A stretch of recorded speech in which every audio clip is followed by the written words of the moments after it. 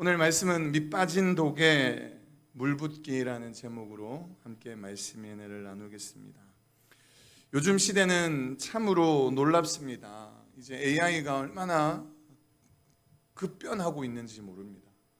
그러니까 한 지난해 2025년에 AI의 어떤 모습들을 막 이렇게 설명하는데 이미 그것은 옛날 이야기가 되어 버렸습니다. 몇 달이면 이제 그 핵심 기술들이 완전히 바뀌고 있는데, 이 챗GPT나 제미나이 같은 인공지능의 그 플랫폼에 질문 하나 던지면 수도 없는 대답들을 그렇게 남겨주지 않습니까? 잠시만 기다리면 이제 수많은 정보들이 그렇게 쏟아집니다. 일하시는 분들도 이제 이 AI를 많이 사용을 하고 계시죠. 업무의 효율성을 극한으로 이제 높이고 있습니다. 우리는 과거의 어느 때보다 이제 이런 최첨단의 도움을 많이 받고 살아가고 있죠. 뿐만 아니라 이 AI 시대가 발전하면서 우리 일을 대신해 줄 로봇들이 지금 계속해서 생겨나고 있습니다. 뭐 현대도 그렇고 이제 뭐 삼성도 그렇고 앞으로 계속해서 이제 로봇이 모든 업무를 대신할 만한 어떤 그런 일들이 생겨날 것 같은데요. 혹시 이런 거 꿈꿔보지 않으셨나요? 우리 여성도님 같은 경우는 집에 설거지 내가 지겨워 죽겠다 하면서 로봇가 대신해 줬으면 좋겠다.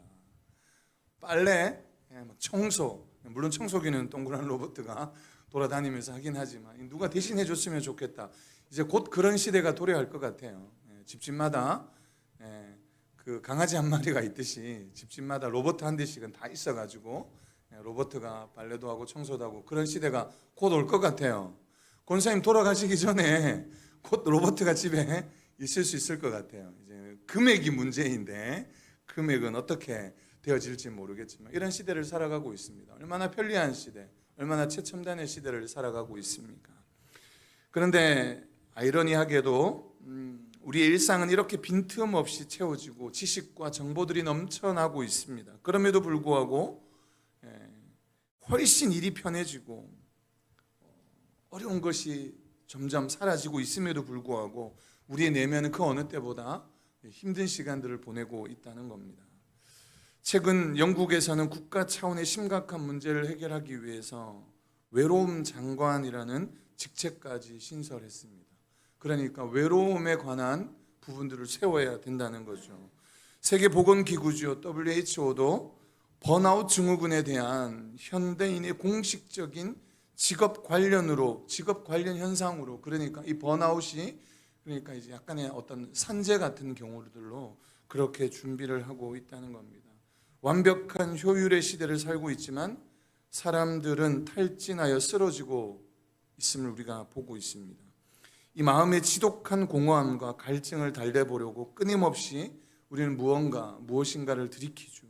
돈을 마시고 성공을 마시고 사람들의 인정을 마시고 이렇게 기대하지만 마시면 마실수록 이것이 갈증이 사라져야 되는데 바다의 그 바닷물처럼 짠 소금물처럼 마시면 마실수록 계속해서 갈증이 생기는 모습을 볼 수 있습니다. 제가 몇 주 전에 침대에 관한 이야기를 잠깐 하면서요, 그런 이야기를 나누었는데요. 지금의 시대는 정말 쉽지 않은 시대, 어려운 시대를 살아가는 것 같습니다. 참 최첨단의 시대를 살아감에도 불구하고 인간의 어떤 그런 갈증은 채워지지 않는 그런 시대를 살아가고 있죠. 그런데 오늘 본문의 말씀 예레미야 2장은 이 첨단 시대를 살아가는 우리의 영적 현실을 엑스레이 찍듯이 정확하게 우리에게 꿰뚫고 있습니다. 이 선지자 예레미야를 통해서 우리에게 왜 이렇게 불행한지, 왜 이토록 목이 마른지, 그 근본적인 이유가 무엇인지 명확하게 보여주고 있습니다. 우리는 지금 이 순간을 살아가는 이 시기가 가장 어떻게 보면 목마른 시대라고 생각하지만 이 수천 년 전에 이 예레미야 선지자 시대에도 그들 가운데 동일한 어떤 모습들이 있었음을 보여줍니다. 왜 이토록 목이 마른지, 그 근본적인 이유가 무엇인지 한번 살펴보겠습니다. 첫 번째는 제 본질은 도덕적 실패가 아닌 관계의 단절입니다. 우리가 죄를 지으면 죄 때문에 문제가 생긴 것이라 생각하지만 죄보다 이 도덕적인 잘못보다 더욱더 심한 것이 무엇이냐면 내 삶이 꼬이고 내 삶이 불행해지는 것이 내가 무엇을 잘못해서 도덕적으로 뭔가 내가 죄를 범했기 때문이라고 생각하지만 성경은 그것보다도 더 심각하게 도덕적 실패보다 훨씬 더 깊은 의미를 설명합니다. 그게 뭐냐면 바로 생수의 근원이신 하나님의 관계가 단절되었음을 이야기합니다. 몇 절이냐? 우리가 13절 말씀인데요. 같이 다시 한번 읽어보겠습니다. 시작. 내 백성이 두 가지 악을 행하였나니 곧 그들은 생수의 근원되는 나를 버린 것과, 여기까지만 읽을게요. 생수의 근원 대신 나를 버린 것과, 이렇게 말씀합니다. 그러니까 우리가 도덕적으로 우리가 법을 잘 못 지켜서 때로는 남을 속이고 훔쳐가고 뭐 이렇게 해서 그런 것이라고 여기지만 실제로 그런 것이 아니고 문제가 무엇이냐? 이 이스라엘 백성들에게 가장 큰 문제는 생수의 근원이신 하나님을 버린 것이 그들에게 큰 문제임을 보여줍니다. 여러분, 창세기 3장 8절에서 9절 말씀을 살펴보면 어떤 일들이 나오냐? 아담과 하와가 선악과를 따먹잖아요. 선악과를 따먹으면서 어떤 그런 사건이 전개되어지는데, 준영아 목사님이 좀 클로즈업을 조금 더 해줄래? 너 네, 좋습니다. 조금만 뒤로 조금만 더 빼줄래? 네, 아직까지 이 컨트롤러를 조작하는 게 미숙해서 그럴 수 있습니다. 제가 요즘에 이렇게 설교하고 관계없이 이제 이야기를 잠깐 준영이 때문에 이제 이야기를 드리는 건데, 전도를 해야 되잖아요. 전도를 해야 되는데 이 전도하기가 쉽지 않아요. 이제 전도하기가 쉽지 않은데 저희 아들이랑 한번 차를 타고 가다가 아들이 이런 얘기합니다. 둘째인지 셋째인지 모르겠는데 이런 얘기를 해요. 아빠, 이제 이런 식으로 전도하면 안 돼.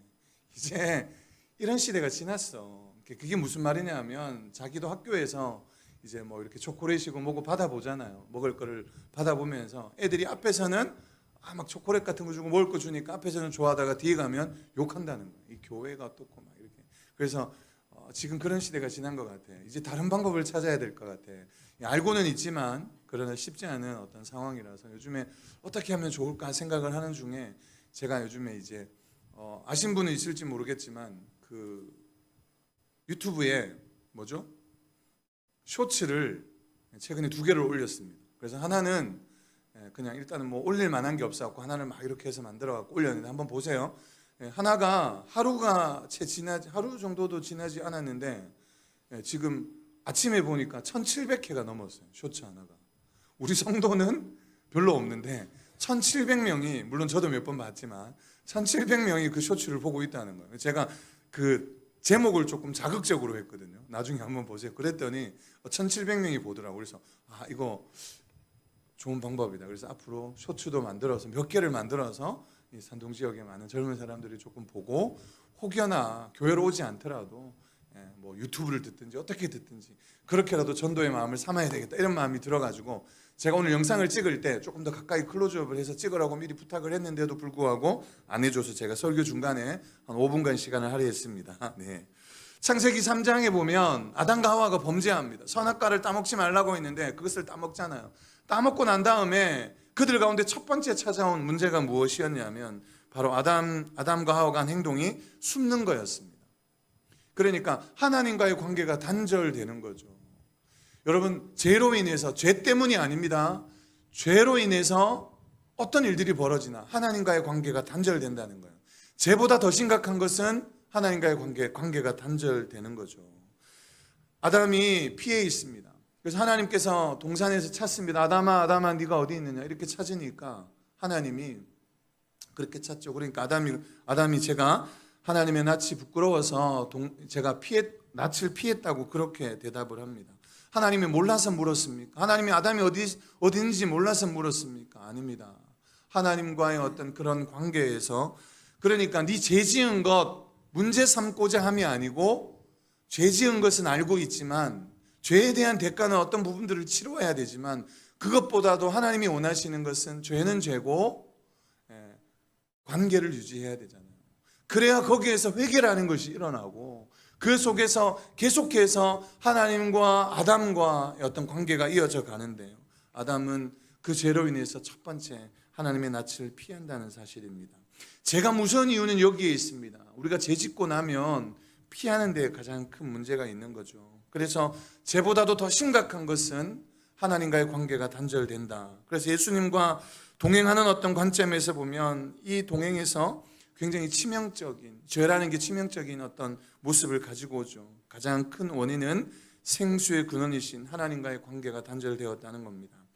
저는 꽃을 그다지 좋아하지 않았습니다. 근데 요즘에는 조금씩 꽃에 대한 관심이 생기기 시작했습니다. 물론 집사람이 꽃을 언젠가부터 막 좋아라 하기 시작하니까 뭐 같이 여보 이 꽃이 어때 저 꽃이 어때 막 이렇게 물으니까 막 대답해주기도 귀찮지만 아유 뭐 예뻐 뭐 그림 그린 거 가지고 저한테 계속 물어보니까 예쁘다 이렇게 해주는데 그러면서 저도 모르게 조금씩 이제 꽃에 대한 관심이 그래서 저 꽃 이 꽃 막 이러면서 관심이 가져지기 시작합니다. 꽃을 자세히 이렇게 한 번씩 들여다봅니다. 들여다보면 얼마나 신기한지 몰라요. 그 꽃을부터 시작해서 섬세하게 하나님이 어떻게 이렇게 섬세하게 모든 식물들과 동물들을 만들어 놓으셨을까 그런 생각들을 해볼 때가 있습니다. 가까이서 식물의 구조를 살펴보고 세밀하게 들여다보면 생명의 신비에 그저 감탄할 수밖에 없는 거죠. 꽃들을 하나씩 이렇게 자연적인 것을 하나씩 살펴보면 그렇다는 겁니다. 그런데 이것은 단연 꽃에만 있는 것은 아닌데요. 하여튼 그렇습니다. 그런데 중요한 게 뭐냐 하면 제가 한 1, 2주 전에 꽃 박람회를 다녀왔습니다. 그래서 꽃을 다 보고 난 다음에 두 뭉탱이의 꽃을 사갖고 왔어요. 장미 한 묶음, 그다음 이름도 모르는 해바라기 같이 생긴 한 묶음을 사가지고 와서 집사람이 꽃병에다가 집에다가 탁 꽂아놨어요. 너무 보기 좋잖아요. 꽃이니까. 너무 보기가 좋았어요. 그런데 한 2, 3일이 지났나 갑자기 핑크빛의 그 장미가 이제 점점 거무틱틱하게 변하고 있습니다. 꽃잎이 막 말라가더니 결국에는 걔네들이 죽었어요. 그 해바라기 같이 이렇게 이름은 잘 모르겠어요. 해바라기는 아닌데 해바라기 같이 이렇게 쭉 솟아가지고 이렇게 큰 얼굴을 이따신만하게 이렇게 펼치고 있다가 그 꽃이 살아있는 것 같았는데 어느 순간 갑자기 이게 모가지가 획 부러져가지고 꽃이 죽더라고요. 그래서 제가 그것을 보고 생각했습니다. 아 그래 우리가 거기에서 5,000원, 5,000원씩 주고 한 다발을 두 다발을 사가지고 와서 집에다가 꽂아 놓았을 때 이미 얘는 죽은 거였다. 우리의 눈에 보이기에는 그냥 화려하게 아직 꽃이 덜 폈으니까 물을 조금만 더 먹으면 얘가 화려하게 꽃을 피는 지금 살아있는 것처럼 보여지지만 아니었습니다. 얘들은 이미 단절되었습니다. 뭐가요? 자기의 뿌리로부터 단절되어 있었다는 거죠. 그래서 우리의 눈으로 보기에는 그 생물이 살아있는 것처럼 보였지만 실제로는 죽어 있는 거죠. 오늘 이스라엘 백성들에게도 동일한 겁니다. 이스라엘 백성들이 지금 왜 이 어려움을 겪고 힘든 시간들, 어려운 시간들을 겪고 있느냐 하면 바로 거기에 있는 거죠. 하나님과의 관계, 그러니까 생수의 근원이 되신 그 하나님과의 관계가 단절되었기 때문에 그들의 문제가 찾아온 겁니다. 두 번째는 어떤 것이 문제이냐? 마임하임과 보레에 대한 비교를 하려고 하는데 이게 마임하임이 뭐냐 하면 예레미야 선지자가 하나님의 말씀을 대언하면서 두 가지 단어를 강렬하게 대조시키고 있습니다. 이것이 뭐냐 하면 생수와 웅덩이입니다. 생수와 웅덩이. 이 생수와 웅덩이를 왜 이렇게 대조적으로 설명을 하고 있냐 하면 이 생수는 마임하임이라는 단어를 사용하고 있는데 이 생수는 어떤 뜻이냐 하면 그냥 이제 물이 파여 있기도 하지만 이 생수는 말 그대로 땅에서부터 솟구쳐 오르는 것이 샘물과 같은 것이 이 생수라고 합니다. 그러니까 물이라는 것은 똑같습니다. 물을 이스라엘 백성들이 그 팔레스타인 지역에서 물을 공급받는 것은 똑같습니다. 생수나 웅덩이나 똑같았습니다. 그런데 웅덩이는 어떤 의미를 가지고 있냐면 웅덩이는 이런 겁니다. 생수는 밑에서부터 땅 속에서부터 솟구쳐 오르는 것이 생수면 웅덩이는 그 당시에 물들이 부족했잖아요. 물이 부족했으니까 저희도 예전에 어렸을 때 저희 집에 보면 비가 올 때 다라이를 바게스를 여기저기다 막 이렇게 받쳐놨어요. 그래서 물이 막 떨어지면 그 물 가지고 빨래 헹구기도 하고 그 물 가지고 청소하기도 하고 막 그러는데 이 팔레스타인 지역은 건기에는 비가 잘 나오지 않잖아요. 우기 지역에 물을 많이 받아 놓습니다. 큰 통들에다가 물을 많이 받아 놓아요. 그래서 오늘 이 두 가지 비교하는 게 뭐냐 하면 생수와 웅덩이를 비교하는데요. 그래서 웅덩이를 많이 파놨어요. 땅에다가 웅덩이를 많이 파놨습니다. 그 팔레스타인 지역에는 그냥 흙은 흙은 큰 그게 아닌데 그것을 조금 파면은 석회질 같은 게 나옵니다. 그래서 석회질 같은 것을 파가지고 웅덩이를 만들어 놨어요. 그래서 거기 웅덩이가 비가 채워지면은 채워지는 대로 그렇게 이제 물이 들어간다는 어떤 그런 의미입니다. 근데 조금 더 쉽게 그냥 다라이에다가 받쳐놨다고 생각하면 될 것 같아요. 그런데 여기에서 두 가지의 의미, 생수와 웅덩이에 비교적으로 이렇게 설명을 하고 있습니다. 마임하임과 또 그에게 보르라고 이렇게 설명을 하고 있는데요. 웅덩이를 파가지고 이 웅덩이는 사람이 스스로 판 웅덩이 아닙니까? 그런데 이 웅덩이를 오늘 읽은 본문의 말씀 마지막에 13절 마지막에 뭐라고 얘기하냐? 터진 웅덩이들이니라. 너희들이 파놓은 그 웅덩이는 터진 웅덩이라는 거예요. 터진 웅덩이. 여러분, 그러니까 오늘 제목이 뭐라고요? 제목이 밑 빠진 독에 물 붓는 것 아닙니까? 여러분, 독이 밑에가 깨졌어요. 아무리 물을 갖다 부어도 그 독은 찰 수가 없습니다. 거기에는 계속 물을 부어도 깨졌으니까 그 깨진 곳으로 나올 수밖에 없죠. 그러니까 계속해서 목마를 수밖에 없다는 겁니다. 물로서 계속 채워도 돈으로 뭔가 내가 어떤 것들로 계속 채워도 채울 수 없는 거죠. 바닥이 쩍쩍 금이 가서 그 밑 빠진 독이 바로 오늘 성경에서 우리에게 이야기해주고 있는 터진 웅덩이라고 설명해주고 있는 겁니다. 갈증에 미쳐버릴 것 같습니다. 그래서 살기 위해 자신만의 웅덩이를 미친 듯이 파기 시작했습니다. 그런데 그 웅덩이가 어떤 웅덩이라고요? 깨어진 웅덩이라고, 터진 웅덩이라고 우리에게 설명해 줍니다. 내 힘으로, 내 지식으로, 내 노력으로 어떻게 해서든지 그 행복이라는 그 가까이 그 질문 앞에 나아가 보려고 했지만, 열심히 삽질을 멈추지 않았지만 열심히 하면 할수록, 삽질을 하면 할수록 더 깊은 어려움에 들어가고 만 것이죠. 이 말씀을 선포하던 예레미야 시대 유다 백성들은 아수르가 쳐들어오면 애굽이라는 웅덩이를 팠습니다. 그러니까 애굽이랑 친교를 맺고 그들과 함께 어떤 일들을 도모하려고 했습니다. 아수르가 자기들을 침범하니까 그 애굽과 손을 잡고 결국 살아남죠. 근데 그것이 끝인 것 같았지만 아니, 이제는 애굽이 자기를 공격합니다. 그러니까 어떻게 해요? 나중에 또 웅덩이를 팝니다. 어떻게 해요? 바벨론하고 손을 잡습니다. 바벨론하고 손을 잡고 결국은 애굽을 쳐부수죠. 그러나 여기서 끝입니까? 그렇지 않습니다. 결국 그 바벨론이 또 이스라엘을 집어삼키는 거죠. 유다를 집어삼키는 거죠. 우리는 어떤 웅덩이를 파고 있는지 생각해 봤으면 좋겠습니다. 웅덩이를 열심히 파고 있지만 그 웅덩이는 깨어진 웅덩이입니다. 터진 웅덩이에요. 그래서 결국은 그 터진 웅덩이에 어떤 것을 채워도 채워질 수 없다는 겁니다. 여러분, 이런 경험 해보신 적 있습니까?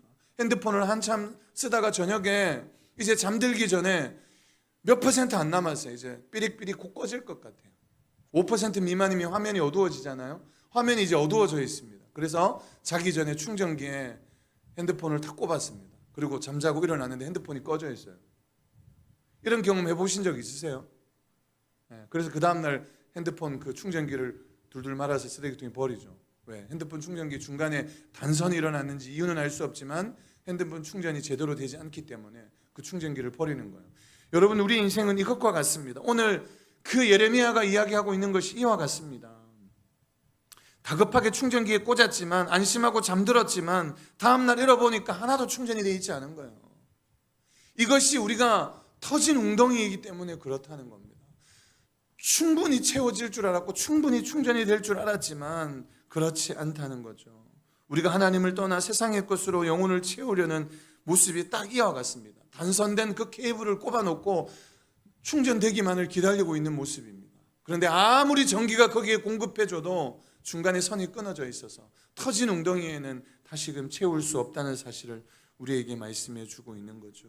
우리가 그토록 목마르고 피곤한 진짜 이유는 무엇이냐? 내 스펙이 부족해서, 내 능력이 모자라서가 아닙니다.